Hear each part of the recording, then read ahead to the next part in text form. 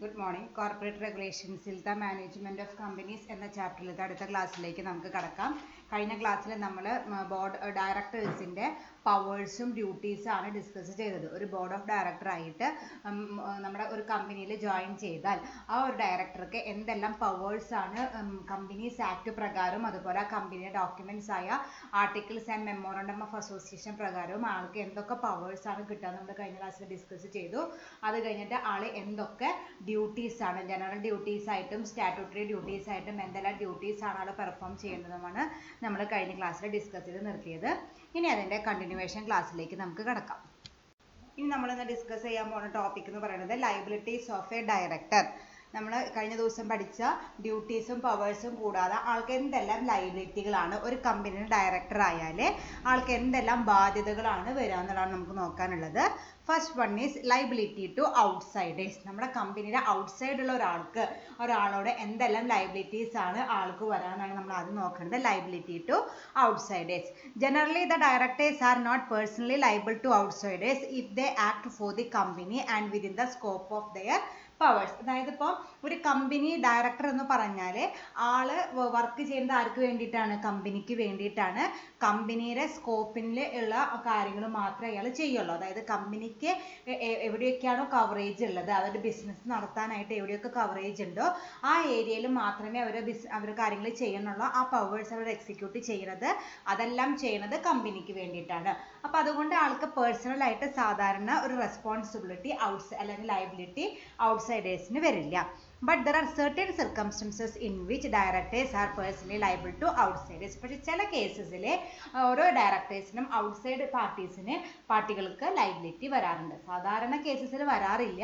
കാരണം ഒരു director work ചെയ്യുന്നത് ആളുടെ പേഴ്സണൽ ഇൻട്രസ്റ്റിന് വേണ്ടിയിട്ടല്ല, for the interest of the കമ്പനിയാണ്. കമ്പനിക്ക് ലാഭം ഉണ്ടാക്കാനായിട്ട് കമ്പനിയുടെ നല്ലതിന് വേണ്ടിയിട്ടാണ് ആൾ വർക്ക് ചെയ്യുന്നത്. അപ്പോൾ അതുകൊണ്ട് പേഴ്സണൽ ലയബിലിറ്റി സാധാരണ വരാറില്ല. പക്ഷേ ഇനി താഴെ പറയുന്ന കുറച്ച് കേസസിൽ ആൾക്ക് പേഴ്സണൽ ലയബിലിറ്റി വരും. First one is where the director act in their own name rather than in the name of the company. അപ്പോൾ ഒരു ഡയറക്ടർ വർക്ക് ചെയ്യുമ്പോൾ അല്ലെങ്കിൽ എന്തെങ്കിലും കാര്യങ്ങൾ ചെയ്യുമ്പോൾ സ്വന്തം പേരിലാണ് ആ കാര്യം ചെയ്തതെന്ന് വെച്ചാൽ ആൾക്ക് പേഴ്സണൽ ലയബിലിറ്റി വരും. അതേസമയം ആൾ കമ്പനിയുടെ പേരിലാണ് ആ കാര്യം ചെയ്തതെന്ന് വെച്ചാൽ ആൾക്ക് പേഴ്സണൽ ലയബിലിറ്റി വരില്ല. കാരണം ഞാൻ നേരത്തെ പറഞ്ഞോളം ഒരു ഡയറക്ടർ വർക്ക് ചെയ്യുന്നത് കമ്പനിക്ക് വേണ്ടിയിട്ടാണ്. അങ്ങനെ കമ്പനിയുടെ പേരിലല്ലാണ്ട് സ്വന്തം പേരിൽ എന്തെങ്കിലും കാര്യം ചെയ്യുകയാണെങ്കിൽ ആൾക്ക് പേഴ്സണൽ ലയബിലിറ്റി വരും. Then where the director act ultra vires the company. Ultra vires എന്ന് നമ്മൾ പഠിച്ചിട്ടുണ്ട്. മെമ്മോറാണ്ടത്തിൽ പറയാത്ത കാര്യങ്ങൾ ചെയ്യുന്നതിന് വിളിക്കുന്ന പേരാണ് അൾട്രാ വൈറസ്. നമ്മൾ സെക്കൻഡ് ചാപ്റ്ററിലെ ഡോക്യുമെന്റ്സ് ഓഫ് എ കമ്പനി എന്ന ചാപ്റ്ററിൽ ഡീറ്റെയിൽ ആയിട്ട് ആ പ്രിൻസിപ്പിൾ പഠിച്ചിട്ടുണ്ട്. നമ്മൾക്കറിയാം നമ്മൾ ഏത് കാര്യങ്ങൾ ചെയ്യുമ്പോഴും നമ്മുടെ കമ്പനി ഡോക്യുമെന്റ്സ് ആയ മെമ്മോറാണ്ടത്തിലും ആർട്ടിക്കിൾസിലും പറഞ്ഞ കാര്യങ്ങളല്ലാണ്ട് വേറെ ഒന്നും ചെയ്യാനായിട്ട് പാടില്ല. അതിൻ്റെ സ്കോപ്പിന് പുറത്തുള്ള നമ്മുടെ കമ്പനിയുടെ മെമ്മോറാണ്ടത്തിന് പുറത്തുള്ള എന്തെങ്കിലും കാര്യങ്ങൾ നമ്മൾ ചെയ്താൽ അതിനെ വിളിക്കുന്ന പേരാണ് അൾട്രാ വൈറസ് എന്ന് പറയുന്നത്. അങ്ങനെ എന്തെങ്കിലും അൾട്രാ വൈറസ് ആക്ടിവിറ്റി ഈ ഡയറക്ടറുടെ ഭാഗത്തു നിന്നുണ്ടായാൽ ആളപ്പോൾ പേഴ്സണലി ലയബിൾ ആയിരിക്കും. Then where the directors do some civil wrong, civil ആയിട്ടുള്ള എന്തെങ്കിലും തെറ്റ്, സിവിൽ പരമായിട്ട് എന്തെങ്കിലും തെറ്റ് ചെയ്തിട്ടുണ്ടെങ്കിൽ ആൾക്ക് പേഴ്സണൽ ലയബിലിറ്റി വരാൻ സാധ്യതയുണ്ട്. where the prospectus issued contains an untrue statement. കമ്പനിയുടെ വേറൊരു ഡോക്യുമെന്റ് ആയ പ്രോസ്പെക്ടസ് പ്രിപ്പയർ ചെയ്യുമ്പോൾ അതിൽ എന്തെങ്കിലും അൺട്രൂ സ്റ്റേറ്റ്മെന്റ് ഉണ്ടെങ്കിൽ അതും നമ്മൾ പേഴ്സണലി ലയബിൾ ആകും. നമ്മൾ സെക്കൻഡ് ചാപ്റ്ററിൽ തന്നെ പ്രോസ്പെക്ടസ് പ്രിപ്പയർ ചെയ്യുമ്പോൾ പറഞ്ഞിട്ടുണ്ട്, നമ്മൾ അതിൽ പറയുന്ന കാര്യങ്ങളൊക്കെ കറക്റ്റ് ആയിട്ടുള്ളത് മാത്രമേ നമ്മൾ പറയാനായിട്ട് പാടുള്ളൂ, കറക്റ്റ് അല്ലാത്ത ഒന്നും പറയാനായിട്ട് പാടില്ല. അപ്പോൾ ബൈ ചാൻസ് എന്തെങ്കിലും തെറ്റായിട്ട് ഇൻഫർമേഷൻ അതിൽ പ്രൊവൈഡ് ചെയ്തിട്ട് അത് വെച്ചിട്ട് ഏതെങ്കിലും ഒരു ഇൻവെസ്റ്റർക്ക് നഷ്ടപരിഹാരം വന്നാൽ അതിലുള്ള ലയബിലിറ്റി ആൾ കൊടുക്കേണ്ടത്. അത് ആരുടെ ലയബിലിറ്റി ആയിട്ട് മാറും? ഡയറക്ടറുടെ ലയബിലിറ്റി ആയിട്ട് മാറും. Then where the directors fail to repay the application money within the specified time. നമുക്കറിയാം ഓവർ സബ്സ്ക്രിപ്ഷൻ ഒക്കെ വരുമ്പോൾ നമ്മൾ എന്ത് ചെയ്യും? നമുക്ക് ആവശ്യമുള്ളത് മാത്രം എടുത്തിട്ട് ബാക്കിയുള്ളതൊക്കെ തിരിച്ചു കൊടുക്കും. അത് സമയത്തിനുള്ളിൽ തിരിച്ചു കൊടുത്തില്ലെങ്കിൽ അപ്പോഴും ഡയറക്ടർക്കാണ് പേഴ്സണൽ ലയബിലിറ്റി വരിക. അപ്പോൾ ഈ പറഞ്ഞ 5 കേസസിൽ പേഴ്സണൽ ലയബിലിറ്റി ആർക്ക് പോവും? ഡയറക്ടർക്ക് പോവും. ബാക്കിയൊക്കെ ആരുടെ പേരിൽ തന്നെയാണ്? കമ്പനിക്ക് തന്നെയാണ് ലയബിലിറ്റി വരിക. ഇൻഡിവിജ്വൽ ലയബിലിറ്റി ഡയറക്ടർക്ക് പോവില്ല. ഒന്നാമത്തെ കാര്യം എന്ന് പറയുന്നത് നമുക്കറിയാം ഡയറക്ടർ വർക്ക് ചെയ്യുന്നത് കമ്പനിയുടെ ഇൻട്രസ്റ്റിനാണ്. അങ്ങനെ എന്തെങ്കിലും ഒരു കാര്യം ചെയ്യുമ്പോൾ സ്വന്തം പേരിൽ എന്തെങ്കിലും കാര്യം ചെയ്തിട്ടുണ്ടെങ്കിൽ ആൾക്ക് പേഴ്സണൽ ലയബിലിറ്റി വരും. ആൾ എന്തെങ്കിലും ultra virus activity outside the scope of the memorandum എന്തെങ്കിലും ചെയ്തിട്ടുണ്ടെങ്കിൽ അപ്പോഴും ആൾക്ക് ലയബിലിറ്റി വരും. സിവിലായിട്ട് എന്തെങ്കിലും തെറ്റ് ചെയ്തിട്ടുണ്ടെങ്കിൽ ആൾക്ക് ലയബിലിറ്റി വരും. നമ്മുടെ പ്രോസ്പെക്ടസിൽ എന്തെങ്കിലും അൺട്രൂ സ്റ്റേറ്റ്മെന്റ് കണ്ടെയ്ൻ ചെയ്തിട്ടുണ്ടെങ്കിൽ ആൾക്ക് ലയബിലിറ്റി വരും. അതുപോലെ എക്സസ് അപ്ലിക്കേഷൻ മണി സമയത്ത് തിരിച്ചു കൊടുത്തില്ലെങ്കിലും ആൾക്ക് പേഴ്സണൽ ലയബിലിറ്റി വരും. ഈ 5 കേസസിലും ഔട്ട്സൈഡേഴ്സിന് ഒരു ഡയറക്ടർക്ക് ലയബിലിറ്റി വരാറുണ്ട്. Okay, next is liability to company. ഇനി ഔട്ട്സൈഡേഴ്സിന്റെ ലയബിലിറ്റി പറഞ്ഞു. ഇനി നമുക്ക് എന്താണ് കമ്പനിക്കുള്ള എന്തൊക്കെ ലയബിലിറ്റികളാണ് ഉണ്ടാവുക നമുക്ക് നോക്കാം. Directors are held liable to the company in the following circumstances. ഏതൊക്കെ കേസിലാണ് ഒരു ഡയറക്ടർക്ക് കമ്പനിയോട് ലയബിലിറ്റി ഉണ്ടാവാൻ നമുക്ക് നോക്കാം. Where the act of the directors are ultra vires the company. നമ്മൾ നേരത്തെ പറഞ്ഞു ഔട്ട്സൈഡേഴ്സിന് ലയബിലിറ്റി ഉണ്ടെന്ന് പറഞ്ഞു. അതുപോലെ കമ്പനി അൾട്രാ വൈറസ് ആക്ടിവിറ്റി എന്തെങ്കിലും ചെയ്താൽ ആ കേസിലെ കമ്പനിക്ക് എന്തെങ്കിലും നഷ്ടമുണ്ടായാൽ അത് ആര് കോമ്പൻസേറ്റ് ചെയ്യണം? ഈ ഡയറക്ടർ തന്നെ കോമ്പൻസേറ്റ് ചെയ്യേണ്ടതായിട്ട് വരും. കാരണം എന്താണ്, അൾട്രാ വൈറസ് എന്ന് പറഞ്ഞാൽ മെമ്മോറാണ്ടത്തിൽ പറഞ്ഞ കാര്യങ്ങൾ വയലേറ്റ് ചെയ്യണതാണ് അൾട്രാ വൈറസ് എന്ന് പറയുന്നത്. അങ്ങനെ നമ്മൾ മെമ്മോറാണ്ടത്തിൽ പറഞ്ഞ കാര്യങ്ങൾ വയലേറ്റ് ചെയ്യുന്നത് കമ്പനി പറഞ്ഞിട്ടല്ല അവർ ചെയ്യണത്, അവർ പേഴ്സണലായിട്ട് ചെയ്യുന്നതാണ്. അപ്പം അങ്ങനെ എന്തെങ്കിലും നഷ്ടം ഉണ്ടായാൽ അതിനുള്ള കോമ്പൻസേഷൻ ഡയറക്ടർ കൊടുക്കേണ്ടതായിട്ട് വരും. where the directors are negligent in performing their duties. നമ്മൾ ഇന്നലെ പഠിച്ച കുറെ ഡ്യൂട്ടീസ് പഠിച്ചു. ഒരു ഡയറക്ടർക്ക് ഉണ്ടാവുന്ന ജനറൽ ഡ്യൂട്ടീസും സ്റ്റാറ്റ്യൂട്ടറി ഡ്യൂട്ടീസും എന്തൊക്കെയാണെന്ന് നമ്മൾ പഠിച്ചു. അത് പ്രകാരം ആൾ എന്തെങ്കിലും ഡ്യൂട്ടി പെർഫോം ചെയ്യുന്നതിൽ വീഴ്ച വരുത്തിയിട്ട് എന്തെങ്കിലും നഷ്ടം ഉണ്ടായാൽ അതിൻ്റെയും കോമ്പൻസേഷൻ ആര് കൊടുക്കേണ്ടതായിട്ട് വരും? കമ്പനി ഡയറക്ടർ കൊടുക്കേണ്ടതായിട്ട് വരും. Then where there is a breach of trust. Trust നമ്മൾ വയലേറ്റ് ചെയ്താൽ, നമുക്കറിയാം ഒരു ഡയറക്ടറെ ഒരു കമ്പനി അപ്പോയിന്റ് ചെയ്യുന്നത് ആ കമ്പനിയിലത്തെ എല്ലാ ഷെയർ ഹോൾഡേഴ്സിനും വന്നിട്ട് അവിടെ കൺട്രോൾ ചെയ്യാൻ പറ്റാത്തത് കൊണ്ടാണ് കുറച്ച് ആൾക്കാരെ മാത്രം സെലക്ട് ചെയ്തിട്ട് നമ്മുടെ കമ്പനിയുടെ ഫുൾ കാര്യങ്ങൾ അവരെ ഏൽപ്പിക്കുന്നത്. അപ്പോൾ അത് ബേസ്ഡ് ഓൺ എ ട്രസ്റ്റ്, ഒരു മ്യൂച്വൽ ട്രസ്റ്റിന്റെ ബേസിലാണ് അവരെ ഏൽപ്പിച്ചു കൊടുക്കുന്നത്. അങ്ങനെ ഒരു വിശ്വസ്തത ഉള്ള ഒരാളെ ഏൽപ്പിച്ചു കൊടുത്തിട്ട് ആൾ ആ ട്രസ്റ്റ് വയലേറ്റ് ചെയ്തിട്ട് എന്തെങ്കിലും നഷ്ടമുണ്ടായില്ല അതും കോമൺ, അതിന്റെ ലയബിലിറ്റി ഈ ഡയറക്ടർക്ക് വരും. Where there are willful misconduct or negligence which result in loss to company.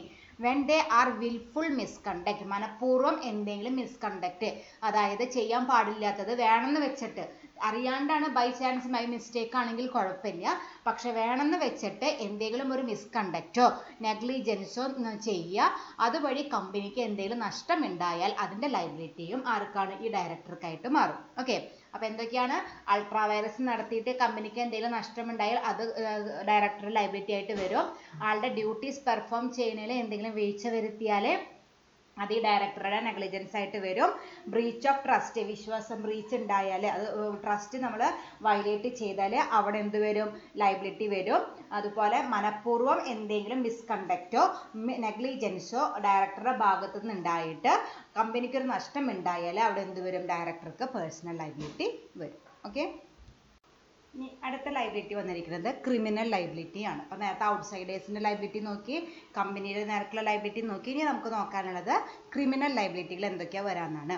when a prospectus contain an untrue statement, നമ്മൾ ഇഷ്യൂ ചെയ്യുന്ന പ്രോസ്പെക്ടസിൽ എന്തെങ്കിലും ഒരു സത്യം വിരുദ്ധമായിട്ടുള്ള എന്തെങ്കിലും ഒരു സ്റ്റേറ്റ്മെന്റ് ഉണ്ടെങ്കിൽ അതൊരു ക്രിമിനൽ ലയബിലിറ്റി ആയിട്ട് ഡയറക്ടറുടെ മേലെ വരാനുള്ള സാധ്യതയുണ്ട്. then when the money received from applicants is not kept in the scheduled bank, നമ്മൾ പഠിച്ചിട്ടുണ്ട് ഷെയർസ് ഒക്കെ ഇഷ്യൂ ചെയ്യുമ്പോൾ അതിൽ നിന്ന് കിട്ടുന്ന ക്യാഷ് നമ്മളൊരു ബാങ്ക് അക്കൗണ്ടിലേക്കാണ് വരുത്തിക്കേണ്ടത്, ട്രാൻസ്ഫർ ചെയ്യിപ്പിക്കേണ്ടതെന്ന് പറഞ്ഞിട്ടുണ്ട്. അങ്ങനെ നമ്മൾ ട്രാൻസ്ഫർ ചെയ്യിപ്പിക്കാണ്ട് നമ്മുടെ പേഴ്സണൽ അക്കൗണ്ടിലേക്ക് കമ്പനിയിൽ നേരിട്ട് കളക്ട് ചെയ്യുക, അങ്ങനെ എന്തെങ്കിലും ചെയ്യുകയാണെങ്കിൽ അതൊരു ക്രിമിനൽ ലയബിലിറ്റി ആയിട്ട് മാറും. Then when the return of allotment is not filed with the registrar within 30 days of allotment, അങ്ങനെ നമ്മൾ ഷെയർ ആപ്ലിക്കേഷൻ ഒക്കെ റിസീവ് ചെയ്ത് കഴിഞ്ഞിട്ട് നമ്മൾ അപ്ലൈ ചെയ്തവർക്കൊക്കെ ഷെയർസ് അലോട്ട് ചെയ്യും. ആ അലോട്ട് ചെയ്തതിൻ്റെ ഡീറ്റെയിൽസ് 30 ദിവസത്തിനുള്ളിൽ രജിസ്ട്രാർ ഓഫ് കമ്പനീസിൽ സബ്മിറ്റ് ചെയ്തില്ലെങ്കിൽ അവിടെ അതൊരു ക്രിമിനൽ ലയബിലിറ്റി ആയിട്ട് മാറും. അതായത് നമ്മൾ റിട്ടേൺ ഒക്കെ 30 ദിവസത്തിനുള്ളിൽ ഇത് ഈ അലോട്ട്മെന്റ് ഡീറ്റെയിൽസ് ഒക്കെ രജിസ്ട്രാർ അവിടെ ഫയൽ ചെയ്തിരിക്കണം. Then when notice of consolidation of shares, subdivision of shares or conversion of shares into stock is not given to the registrar within 30 days, അതായത് നമ്മുടെ ഷെയറിൻ്റെ ഡീറ്റെയിൽസ്, അതിൻ്റെ സബ്ഡിവിഷൻ, ആ കാര്യങ്ങളൊക്കെ ഇതുപോലെ രജിസ്ട്രാറിൻ്റെ അടുത്ത് 30 ദിവസത്തിനുള്ളിൽ അറിയിച്ചില്ലെങ്കിൽ നമുക്ക് ക്രിമിനൽ ലയബിലിറ്റി വരും.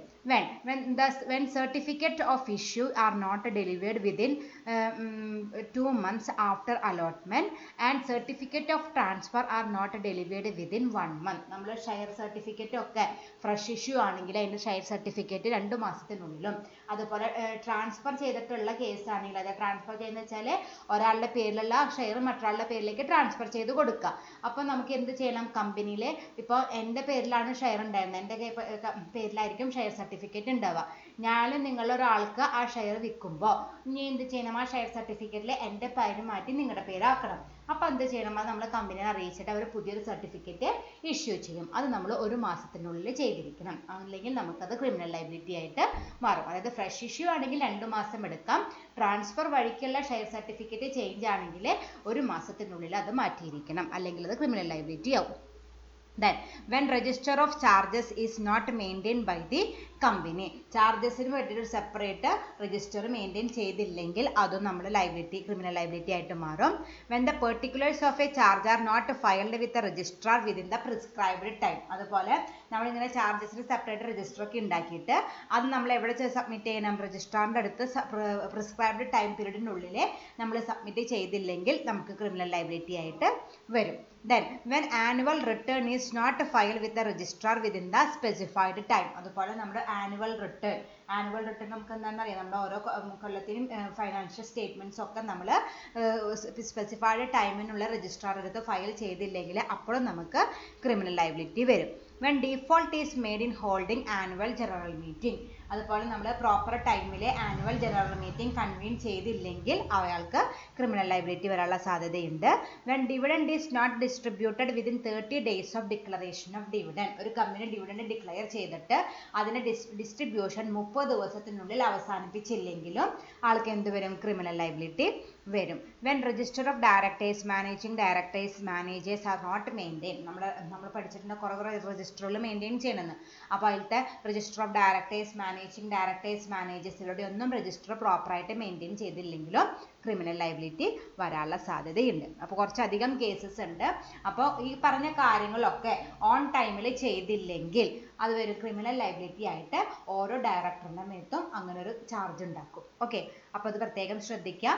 അപ്പോൾ ഇത്രയ്ക്ക് 3 ലയബിലിറ്റികളാണ് ഒരു ഡയറക്ടർക്ക് മെയിനായിട്ടും വരിക. ആദ്യത്തെ എന്തായിരുന്നു? ലയബിലിറ്റി ടു ഔട്ട്സൈഡേഴ്സ്, കമ്പനിയുടെ പുറത്തുള്ള ആൾക്കാർക്ക് ഏതൊക്കെ കേസസിലാണ് ലയബിലിറ്റി വരാമെന്ന് നമ്മൾ കണ്ടു. കമ്പനിക്ക് എന്താണ് ലയബിലിറ്റി വരാ, കമ്പനിയുടെ ടുവേർഡ്സ് കമ്പനി എന്തൊക്കെ ലയബിലിറ്റി വരും, അതുപോലെ എന്തെല്ലാം ക്രിമിനൽ ലയബിലിറ്റികളാണ് ഒരു ഡയറക്ടറുടെ മേളിൽ വരാമെന്ന് നമ്മൾ ഡിസ്കസ് ചെയ്തു. ഓക്കെ, ഇനി അടുത്ത ടോപ്പിക് എന്ന് പറയുന്നത് liability for the acts of co director. അതായത് നമ്മുടെ ഒരു കൊളീഗ് അല്ലെങ്കിൽ നമ്മുടെ ഒപ്പം വർക്ക് ചെയ്യുന്ന വേറൊരു ഡയറക്ടറിൻ്റെ ആക്ട് പ്രകാരം നമുക്ക് എന്തെങ്കിലും ലയബിലിറ്റി വരുമെന്ന്. അതായത് ഞാനൊരു കാര്യം തെറ്റൊന്നും ചെയ്തിട്ടില്ല, പക്ഷേ എൻ്റെ കോ വർക്കർ അല്ലെങ്കിൽ എൻ്റെ കോ ഡയറക്ടർ എന്തെങ്കിലും ഇല്ലീഗലായിട്ട് ചെയ്തിട്ട് ആൾക്ക് ലയബിലിറ്റി വരാണെങ്കിൽ അതെനിക്കും കൂടി വരുമെന്നാണ് നമ്മൾ നോക്കാനായിട്ട് പോണത്. A director is not liable for the act of his co director if he has no knowledge about those act and is also not a party to them. അതായത് വേറൊരാൾ എന്തെങ്കിലും ഇല്ലീഗലായിട്ട് ആക്ട് ചെയ്യുമ്പോൾ അങ്ങനെ ഒരു ആക്ട് ചെയ്യണതിൽ എനിക്ക് യാതൊരു അവകാശവും അല്ലെങ്കിൽ അതിൽ യാതൊരു കോൺട്രിബ്യൂഷനും ഒരു പാർട്ടിസിപ്പേഷനും ആ ആക്ടിവിറ്റിയിൽ ഇല്ലെങ്കിൽ എനിക്ക് യാതൊരു ലയബിലിറ്റിയും വരില്ല. പക്ഷേ എൻ്റെ അറിവോടും സമ്മതത്തോടും കൂടിയിട്ടാണ് ആ കോ ഡയറക്ടർ അങ്ങനെ ഒരു ഇല്ലീഗൽ ആക്ടിവിറ്റി ചെയ്തിരിക്കുന്നത് എങ്കിൽ എനിക്കും അതിൽ ലയബിലിറ്റി വരും. ഓക്കെ, അതായത് എൻ്റെ ഒപ്പം വർക്ക് ചെയ്യുന്ന ഒരാൾ ഇല്ലീഗൽ ആക്ടിവിറ്റി ചെയ്യുന്നു, അതിൽ എനിക്ക് യാതൊരു പങ്കും ഇല്ലെങ്കിൽ എനിക്ക് കുഴപ്പമില്ല, ഞാൻ സേഫാണ്, എനിക്ക് പേഴ്സണൽ ലയബിലിറ്റി ഒന്നും വരില്ല. പക്ഷേ അങ്ങനെ ഒരു ഇല്ലീഗൽ ആക്ടിവിറ്റി ചെയ്യാനായിട്ട് നമ്മുടെ ഫുൾ സപ്പോർട്ട് അല്ലെങ്കിൽ നമ്മുടെ ഫുൾ പാർട്ടിസിപ്പേഷൻ അതിലുണ്ടെങ്കിൽ ആൾക്ക് ലയബിലിറ്റി വരുന്നതോടൊപ്പം തന്നെ നമുക്കും അതിൻ്റെ ഒരു ഷെയർ, ആ ലയബിലിറ്റിയുടെ ഷെയർ നമ്മളും സഫർ ചെയ്യേണ്ടതായിട്ട് വരും. ഓക്കെ, അപ്പോൾ അതാണ് liability four the act of co director. മറ്റുള്ളവർ ചെയ്ത ഇല്ലീഗൽ ആക്ടിവിറ്റിയുടെ ലയബിലിറ്റിയും നമുക്കതിൽ പങ്കാളിത്തം ഉണ്ടെങ്കിൽ നമ്മുടെ പേരിലേക്ക് വരാനുള്ള സാധ്യത ഉണ്ട്. അത് ചെറിയൊരു ടോപ്പിക്കാണ്, ജസ്റ്റ് അറിഞ്ഞിരിക്കാൻ വേണ്ടി മാത്രം. Then protection from liability. ഈ ലയബിലിറ്റിയിൽ നിന്നൊക്കെ നമുക്ക് പ്രൊട്ടക്ഷൻ കിട്ടുമോ കിട്ടില്ല നമുക്ക് നോക്കാം. A court may relieve A director from liability either holy or partly if the court is satisfied that. നമുക്ക് കോർട്ടിൻ്റെ ഭാഗത്ത് നിന്ന് ഒരു പ്രൊട്ടക്ഷൻ കിട്ടും. എങ്ങനെയാണെങ്കിൽ കമ്പനിക്ക് ഫുൾ സാറ്റിസ്ഫാക്ഷൻ വേണം regarding the defaulting director has acted honestly. ഈ ഡയറക്ടർ ഹോണസ്റ്റ് ആയിട്ട് അല്ലെങ്കിൽ സത്യസന്ധമായിട്ടാണ് പെരുമാറിയിരിക്കുന്നത്. ആൾക്ക് യാതൊരു ഡെലിബറേറ്റ്ലി അല്ല അങ്ങനെ ഒരു ആക്ട് ചെയ്തതെന്ന് വെച്ചാൽ ആൾക്ക് ഒരു എക്സംഷൻ കോർട്ടിന്റെ ഭാഗത്ത് നിന്ന് കിട്ടും. Defaulting director has acted rationally. Rationally എന്ന് വെച്ചാൽ എന്താണ്? വളരെയധികം ചിന്തിച്ച് ആണ് ചെയ്തിട്ട്, പക്ഷെ ബൈ മിസ്റ്റേക്ക് എന്തോ ഒരു ലൈബിലിറ്റി വന്നതാണ്. അല്ലാണ്ട് ഇമോഷണൽ ഫീലിങ്സ് ഒന്നും വെച്ചിട്ടല്ല, റാഷണൽ ആയിട്ട് വളരെ ചിന്തിച്ച് what is wrong what is right എന്നൊക്കെ ചിന്തിച്ചിട്ട് തന്നെയാണ് ഒരു ഡിസിഷൻ എടുത്തത്. പക്ഷെ ബൈ ചാൻസ് നമുക്ക് ലൈബിലിറ്റി വന്നു. അങ്ങനെയാണെങ്കിൽ ആൾക്ക് എക്സംഷൻ കിട്ടാനുള്ള സാധ്യതയുണ്ട്. The defaulting director having regard to all circumstances be excused. അതുപോലെ എല്ലാ സിർക്കംസ്റ്റൻസസും ആൾക്ക് കൃത്യമായിട്ട് അറിയാം. Having regard to the all circumstances be excused. Excuse ചെയ്യാനുള്ള എല്ലാ സിർക്കംസ്റ്റൻസസും ആൾക്ക് അങ്ങനെ ഒരു എക്സംഷൻ കൊടുക്കാനായിട്ടുള്ള എല്ലാ സിർക്കംസ്റ്റൻസസും ഉണ്ടെങ്കിലും കോർട്ടിന്റെ ഭാഗത്ത് നിന്ന് ഒരു എക്സംഷൻ കിട്ടും. അപ്പോൾ എല്ലാ കേസസിലും ഒരു കോർട്ട് എക്സംഷൻ അനുവദിക്കണമെന്നില്ല. ഈ പറഞ്ഞ കേസിൽ അതായത് ആള് വളരെ ഹോണസ്റ്റ് ആയിട്ട് തന്നെ സത്യസന്ധമായിട്ട് തന്നെയാണ് ആക്ട് ചെയ്തത്. പക്ഷെ ബൈ ഫോൾട്ട് എന്ത് വന്നു? ആൾക്കൊരു മിസ്റ്റേക്ക് വന്നു. അല്ലെങ്കിൽ ആൾ റാഷണൽ ആയിട്ട് ചിന്തിച്ചിട്ട് തന്നെയാണ് ഡിസിഷൻ എടുത്തത്. പക്ഷെ ബൈ മിസ്റ്റേക്ക് ആൾക്കൊരു ലൈബിലിറ്റി വന്നു. അതുപോലെ എല്ലാ സിർക്കംസ്റ്റൻസസും എല്ലാ ആൾക്ക് അറിയാം എന്നുള്ള കാര്യമാണെങ്കിലും ആൾക്ക് എക്സംഷൻ കിട്ടാനുള്ള സാധ്യത ഉണ്ട്. അത് നമുക്ക് പേഴ്സണലായിട്ടൊരു എക്സംഷൻ ഒന്നും കൊടുക്കാൻ പറ്റില്ല. എക്സംഷൻ കൊടുക്കേണ്ടത് ആരാണ്? കോർട്ടാണ്. അത് ചിലപ്പോൾ ഫുള്ളായിട്ട് എക്സംഷൻ കൊടുക്കും, ചിലപ്പോൾ ഒരു പാർട്ട്ലി ഒരു 50% 60% അങ്ങനെ ഒരു പാർട്ട്ലി ആയിട്ടും എക്സംഷൻ ഈ ഡയറക്ടേഴ്സിനെ അലൗ ചെയ്ത് കൊടുക്കും. Okay, next is disabilities of directors. ഡയറക്ടേഴ്സിൻ്റെ ഡിസെബിലിറ്റീസ് അല്ലെങ്കിൽ ആള് ചെയ്യാൻ പാടില്ലാത്തത്, ആളുടെ ലിമിറ്റേഷൻസ് എന്തൊക്കെയാണ് നമ്മൾ നോക്കാനായിട്ട് പോണത്.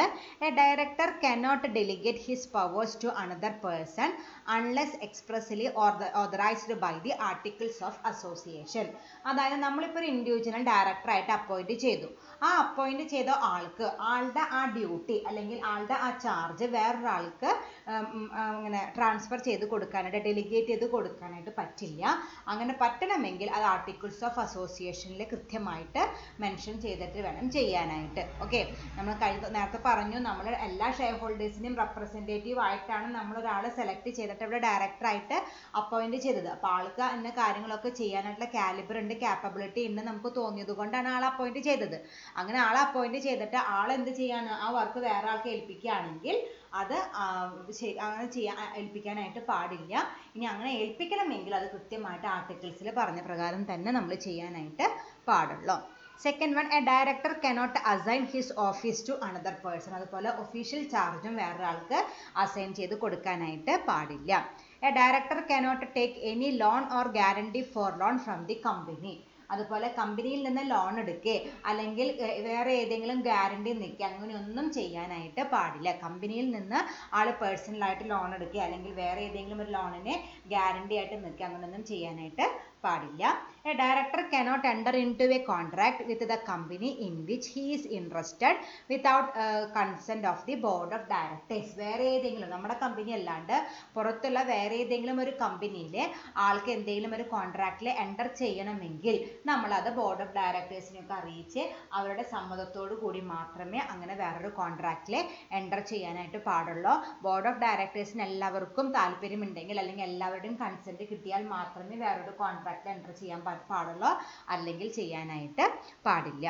A director cannot hold any office except the consent of the board of directors. അതുപോലെ വേറൊരു ഓഫീസ് വേറെ ഏതെങ്കിലും ഒരു കമ്പനിയിൽ ബോർഡ് ഓഫ് ഡയറക്ടർ ആയിട്ടുണ്ടെങ്കിൽ നമുക്ക് അവിടെ ഓഫീസിൽ അതിൻ്റെ ചാർജ് കിട്ടും. അതിനും എന്ത് വേണം? ബോർഡ് ഓഫ് ഡയറക്ടേഴ്സിന് ഇപ്പോഴത്തെ നമ്മുടെ ബോർഡ് ഓഫ് ഡയറക്ടേഴ്സിന് കൺസെൻറ്റ് ഇല്ലാണ്ട് അങ്ങനെ വേറൊരു ഓഫീസിൻ്റെ ചാർജ് ഏറ്റെടുക്കാനായിട്ട് പാടില്ല. അപ്പോൾ ഈ പറഞ്ഞ കാര്യങ്ങളൊന്നും ഒരു ഡയറക്ടർക്ക് ചെയ്യാൻ പാടില്ല. അതുകൊണ്ടാണ് ഡിസബിലിറ്റീസ് എന്ന് പറയുന്നത്. ആൾക്ക് അങ്ങനെ ചെയ്യാൻ പാടില്ലാത്തത് കൊണ്ടാണ് ഡിസബിലിറ്റീസ് എന്ന് പറയാം, അല്ലെങ്കിൽ ലിമിറ്റേഷൻസ് പരിധികൾ എന്തൊക്കെയാണെന്ന് നമുക്ക് പറയാം. ഓക്കെ, അപ്പോൾ എന്താണ്? ആളുടെ ചാർജ് വേറെ ആൾക്ക് കൊടുക്കാനായിട്ട് പാടില്ല, ഓഫീസ് വേറെ ആൾക്ക് ചാർജ് കൊടുക്കാനായിട്ട് പാടില്ല, ലോൺ എടുക്കാനോ ലോണിന് ഗ്യാരണ്ടി കൊടുക്കാനോ പാടില്ല, വേറൊരു എഗ്രിമെൻറ്റിൽ എൻ്റർ ചെയ്യാനായിട്ട് പാടില്ല, അതുപോലെ വേറൊരു കമ്പനിയുടെ ഓഫീസ് ഹോൾഡ് ചെയ്യാനായിട്ട് പാടില്ല. അത് രണ്ടും ചെയ്യണമെങ്കിൽ ബോർഡ് ഓഫ് ഡയറക്ടേഴ്സിൻ്റെ കൺസെൻറ്റ് ഉണ്ടെങ്കിൽ ചെയ്യാം, അല്ലാത്ത പക്ഷം അവർക്കത് ചെയ്യാനായിട്ട് പാടില്ല. ഓക്കെ. ഇനി അടുത്ത നമുക്ക് നോക്കാനുള്ളത് ലീഗൽ പൊസിഷൻസ് ഓഫ് ഡയറക്ടേഴ്സ്. നമ്മുടെ കമ്പനിയിൽ ഒരു ഡയറക്ടറെ അപ്പോയിന്റ് ചെയ്ത് കഴിഞ്ഞാൽ ആൾക്ക് കിട്ടുന്ന ലീഗൽ പൊസിഷൻസ് എന്തൊക്കെയാണെന്ന് നോക്കാം. First one is directors as agents. നമുക്കറിയാം ഏജന്റ് എന്ന് പറഞ്ഞാൽ എന്താണ്? ഒരാൾക്ക് പകരം വർക്ക് ചെയ്യുന്ന ആളെ വിളിക്കുന്ന പേരാണ് ഏജന്റ് എന്ന് പറയുന്നത്. ഒരു കമ്പനിയെ സംബന്ധിച്ചിടത്തോളം ആ കമ്പനിയുടെ ഏജന്റ് ആയിട്ട് ആര് വർക്ക് ചെയ്യും? ഈ ഡയറക്ടേഴ്സ് വർക്ക് ചെയ്യും. A company being an artificial person act through its directors. നമുക്കറിയാം കമ്പനി എന്താണ്? ഒരു ആർട്ടിഫിഷ്യൽ പേഴ്സൺ ആണ്. അതിന് ലീഗൽ എൻറ്റിറ്റി ഉള്ള ഫിസിക്കൽ എൻറ്റിറ്റി ഇല്ല എന്ന് നമുക്കറിയാം. അപ്പോൾ അതുകൊണ്ട് തന്നെ ഫിസിക്കൽ എൻറ്റിറ്റി ഉള്ള ഡയറക്ടേഴ്സ് ആണ് അവർക്ക് പകരം അവരുടെ ഏജന്റ് ആയിട്ട് വർക്ക് ചെയ്യാം. A company being an artificial person acts through its directors. If the directors make contracts in the name and on behalf of the name, it is the company which is liable on such a contract. If the directors ആണ് എന്തുണ്ടാക്കുക? കമ്പനിയുടെ പേരിലും കമ്പനിക്ക് വേണ്ടിയിട്ട് in the name and on behalf of the company, കമ്പനിയുടെ പേരിൽ കമ്പനിക്ക് വേണ്ടിയിട്ട് എന്തുണ്ടാക്കുക? കോൺട്രാക്റ്റുകൾ ഉണ്ടാക്കുക.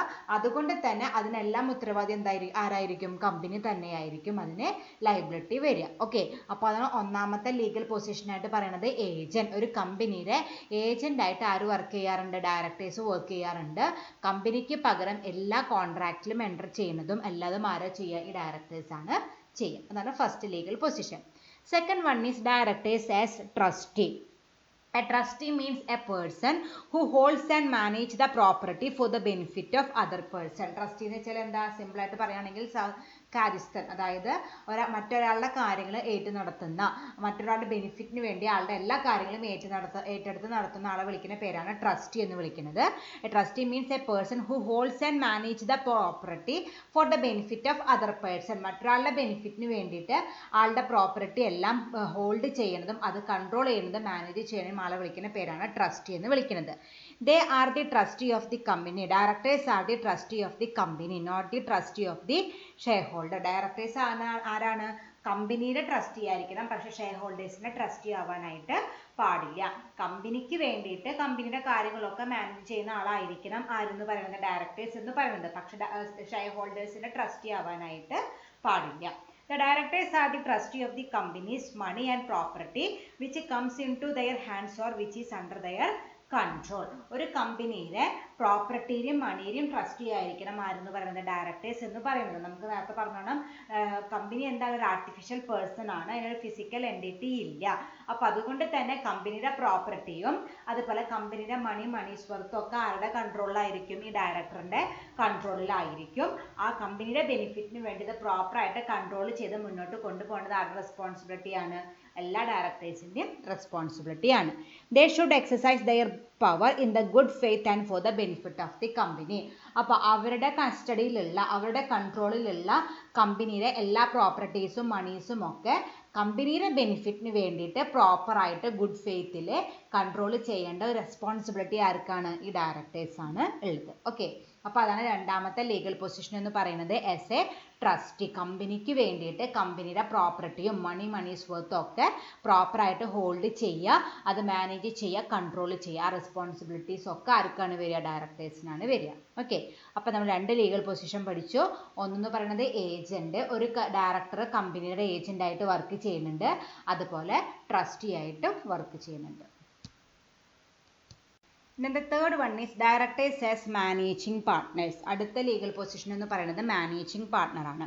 They are appointed to manage and control the affairs of a company. നമ്മൾ നേരത്തെ പഠിച്ചിട്ടുണ്ട്, എല്ലാ ഷെയർ ഹോൾഡേഴ്സിനും കൂടി ഒപ്പം വന്നിട്ട് മാനേജ് ചെയ്യാൻ പറ്റാത്തത് കൊണ്ട് ആ ഷെയർ ഹോൾഡേഴ്സിൻ്റെ ഇടയിൽ നിന്ന് കുറച്ച് പേരെ മാത്രം സെലക്ട് ചെയ്തിട്ട് അവരെയാണ് നമ്മൾ ആരായിട്ട് അപ്പോയിന്റ് ചെയ്യുക? ഡയറക്ടേഴ്സ് ആയിട്ട് അപ്പോയിന്റ് ചെയ്യുക. എന്തിനു വേണ്ടിയിട്ടാണ്? To manage and control the affairs of the company. They enjoy the powers of management and act as the supreme policy making body. അവർക്കാണ് കമ്പനി മാനേജ്മെന്റ് നടത്താനുള്ള ഫുൾ പവർ നമ്മൾ അലോട്ട് ചെയ്ത് കൊടുത്തിരിക്കുന്നത്. അതുപോലെ കമ്പനിയിലെ സുപ്രീം പോളിസി മേക്കിംഗ് ബോഡിയാണ് അവരാണ് കമ്പനിയുടെ എല്ലാ ഇമ്പോർട്ടൻ്റ് ആയിട്ടുള്ള ഡിസിഷൻസും എടുക്കുക. അതായത് ബോർഡ് ഓഫ് ഡയറക്ടേഴ്സ് എല്ലാം ഒരു മീറ്റിംഗ് കൂടിയിട്ട് അവർക്ക് എന്തെങ്കിലും ഒരു പെർട്ടിക്കുലർ ഡിസിഷൻ എടുക്കാനുണ്ടെങ്കിൽ അതിൽ പാസ്സാക്കിയിട്ടാണ് ഓരോ ഡിസിഷൻസും ഇംപ്ലിമെൻറ്റ് ചെയ്യാനായിട്ട് പറ്റുക. അപ്പോൾ ഒരു കമ്പനിയെ സംബന്ധിച്ചിടത്തോളം ഏറ്റവും ഇമ്പോർട്ടൻ്റ് ആയിട്ടുള്ള എല്ലാ ഡിസിഷൻസും എടുക്കുന്ന ഒരു ബോഡിയാണ് എന്തെന്ന് പറയുന്നത്? ഈ ഡയറക്ടേഴ്സ് എന്ന് പറയുന്നത്, ബോർഡ് ഓഫ് ഡയറക്ടേഴ്സ് എന്ന് പറയുന്നത്. ദേ manage the companies affairs for the benefit of the company. നമ്മൾ നേരത്തെ പറഞ്ഞ പോലെ തന്നെയാണ് ഒരു മാനേജിങ് പാർട്ട്ണർ എന്ന രീതിയിൽ കമ്പനിയുടെ ബെനിഫിറ്റിന് വേണ്ടിയിട്ട് എല്ലാ ആക്ടിവിറ്റീസും അവർ അണ്ടർടേക്കൺ ചെയ്യണം. ഓക്കെ, അപ്പോൾ അതാണ് മൂന്നാമത്തെ ലീഗൽ പൊസിഷനായിട്ട് പറയുന്നത്. മാനേജിങ് പാർട്ട്നേഴ്സ് ആണ് ഒരു കമ്പനിയുടെ മാനേജ്മെൻറ്റ് ഡിസിഷൻസ് എടുക്കുന്ന ഏറ്റവും സുപ്രീം അതോറിറ്റിയാണ് ആരെന്ന് പറയുന്നത്, ഡയറക്ടേഴ്സ് എന്ന് പറയുന്നത്. Okay, the fourth one is directors as officers of the company. നാലാമത്തെ പൊസിഷൻ എന്താണ്, officers of the company. They are treated as the officers of the company in special matters as per the provisions of the act. They are liable to penalty if the provisions are not complied with. അപ്പോൾ നമ്മുടെ companies act പ്രകാരമുള്ള എല്ലാ പ്രൊവിഷൻസും follow ചെയ്യേണ്ട ഒരു ഓഫീസറാണ് ആരെന്ന് പറയുന്നത്, directors എന്ന് പറയുന്നത്. നമുക്കറിയാം കമ്പനീസ് ആക്റ്റും അതുപോലെ ആർട്ടിക്കിൾസിലും മെമ്മോറാണ്ടത്തിലും പറഞ്ഞിട്ടുള്ള എല്ലാ പ്രൊവിഷൻസും ഫോളോ ചെയ്തിട്ട് വേണം ഒരു കമ്പനി വർക്ക് ചെയ്യാനായിട്ട്. അങ്ങനെ കമ്പനി വർക്ക് ചെയ്യുമ്പോൾ അതെല്ലാം പ്രോപ്പറായിട്ട് ഇംപ്ലിമെൻറ്റ് ചെയ്യേണ്ടത് ആരാണ്, ഈ ഡയറക്ടേഴ്സ് ആണ്. അതുകൊണ്ടാണ് അവരെന്തെന്ന് വിളിക്കുന്നത്, officers of the company. Officers എന്ന് പറഞ്ഞാൽ എന്താണ്, കമ്പനിയുടെ എല്ലാ കാര്യങ്ങളും മുന്നോട്ട് കൊണ്ടുപോകുന്ന ആൾക്കാരെ വിളിക്കുന്ന പേരാണ് ഓഫീസേഴ്സ് എന്ന് പറയുന്നത്. അപ്പോൾ ഇതൊക്കെ നിയമപ്രകാരം എല്ലാ കാര്യങ്ങളും ഇംപ്ലിമെൻറ്റ് ചെയ്യേണ്ടത് ആരുടെ ഡ്യൂട്ടിയാണ്, ഡയറക്ടറുടെ ഡ്യൂട്ടിയാണ്. അപ്പോൾ അതുകൊണ്ട് ആളെന്നും വിളിക്കാറുണ്ട്, ഓഫീസേഴ്സ് ഓഫ് ദി കമ്പനി എന്നും വിളിക്കാറുണ്ട്. Okay, and the fifth one is directors as employees. They are treated as professional employee. ഒരു ഡയറക്ടർ എന്ന് പറഞ്ഞാൽ ഒരു കമ്പനിയെ സംബന്ധിച്ചിടത്തോളം ഒരു പ്രൊഫഷണൽ എംപ്ലോയി ആണ്. അത് ആ രീതിയിലാണ് അവർ അറിയപ്പെടുക. വെറും എംപ്ലോയി അല്ല, പ്രൊഫഷണൽ എംപ്ലോയി എന്ന രീതിയിലും ഡയറക്ടേഴ്സിന് ഒരു ലീഗൽ പൊസിഷൻ നമ്മുടെ കമ്പനിയിൽ ഉണ്ടാവും. ഓക്കെ, അപ്പോൾ ഇങ്ങനെ മൊത്തം 5 ലീഗൽ പൊസിഷൻസ് ആണ് ഒരു ഡയറക്ടർക്ക് നമ്മുടെ കമ്പനിയിൽ ഉണ്ടാവുക. ഒരു ഏജൻ്റായിട്ട് വർക്ക് ചെയ്യാം, ട്രസ്റ്റി ആയിട്ട് വർക്ക് ചെയ്യാം, മാനേജിങ് പാർട്ട്ണർ ആവാം, ഓഫീസേഴ്സ് ഓഫ് ദി കമ്പനി ആവാം, എംപ്ലോയി ആവാം. ഈ 5 പൊസിഷനിൽ വർക്ക് ചെയ്യുമ്പോഴും അവരുടെ അൾട്ടിമേറ്റ് ഒബ്ജക്റ്റീവ് എന്താണ്, കമ്പനിക്ക് വേണ്ടിയിട്ട് കമ്പനിക്ക് ലാഭം ഉണ്ടാവുന്ന രീതിയിൽ ആക്ടിവിറ്റീസ് അണ്ടർടേക്കൺ ചെയ്യുക. ഏത് പൊസിഷൻ ആയാലും ശരി, പേഴ്സണൽ ബെനിഫിറ്റിനേക്കാൾ കൂടുതൽ ഇമ്പോർട്ടൻസ് എന്തിനു കൊടുക്കണം, കമ്പനിയുടെ ബെനിഫിറ്റിനെ അവർ ഇമ്പോർട്ടൻസ് കൊടുത്ത് അത് കമ്പനിക്ക് ലാഭകരമായിട്ടുള്ള രീതിയിൽ കമ്പനിയുടെ എല്ലാ ആക്ടിവിറ്റീസും മുന്നോട്ട് കൊണ്ടുപോകലാണ് ഏത് പൊസിഷനിൽ ഇരുന്നാലും അവരുടെ മെയിൻ ഡ്യൂട്ടി അല്ലെങ്കിൽ റെസ്പോൺസിബിലിറ്റി ആയിട്ട് വരുന്നത്. ഓക്കെ, അപ്പോൾ ഇത്രയും കാര്യങ്ങളാണ് ഇന്നത്തെ ക്ലാസ്സിൽ ഡിസ്കസ് ചെയ്തത്. എല്ലാവരും കൃത്യമായിട്ട് നോട്ട് ചെയ്ത് വെക്കുക. Thank you.